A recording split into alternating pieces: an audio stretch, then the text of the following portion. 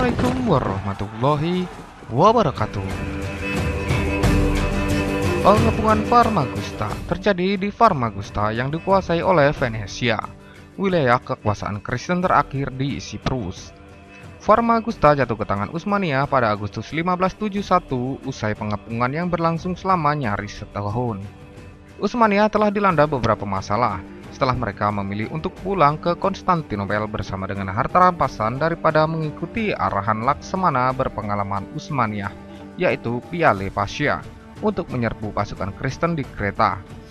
Arahan tersebut telah diabaikan sekaligus menjatuhkan reputasi beliau sebagai seorang Laksamana yang unggul.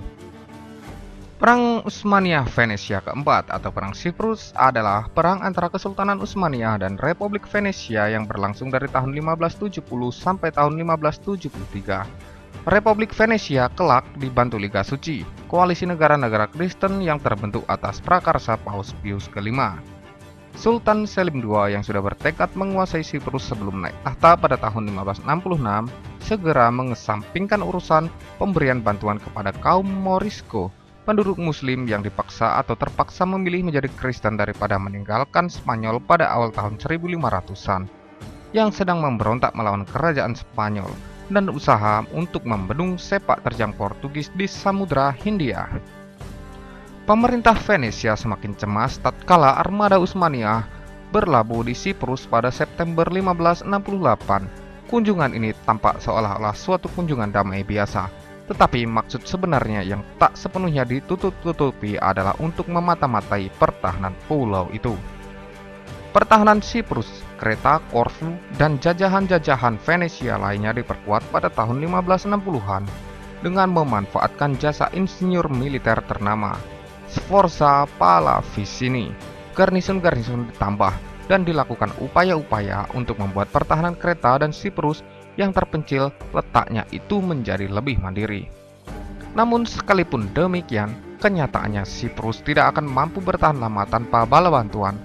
Letaknya yang terbuka, terpencil, sangat jauh dari Venesia dan dikelilingi oleh wilayah kekuasaan Utsmania, menjadikannya berada seolah-olah di moncong serigala.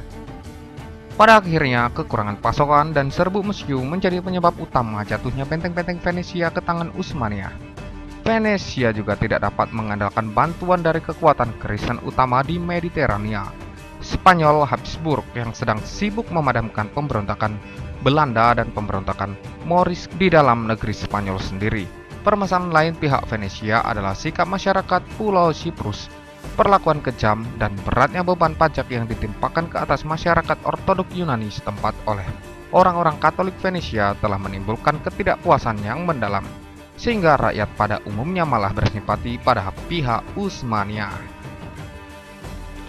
Peristiwa terpenting sepanjang masa pemerintahan Sultan Selim II ini dipicu oleh invasi Utsmania atas Siprus. Jajahan Republik Venesia, ibu kota Siprus, Nikosia, dan sejumlah kota lain di pulau itu direbut dalam waktu singkat oleh bala tentara Utsmania yang jauh lebih kuat. Setelah kejatuhan kota Nikosia ke tangan Utsmania, banyak kubu dari Siprus telah menyerah tanpa melakukan perlawanan terhadap Utsmania. Hal ini menandakan betapa lemahnya kedudukan Venesia di Siprus. Kubu yang tinggal hanyalah pelabuhan Famagusta yang berada di bawah Gubernur Astori Baglioni dan Jenderal Marco Bargadino. Famagusta menjadi satu-satunya kota yang masih dikuasai Republik Venesia, namun bala bantuan dari negara-negara Kristen datang terlambat.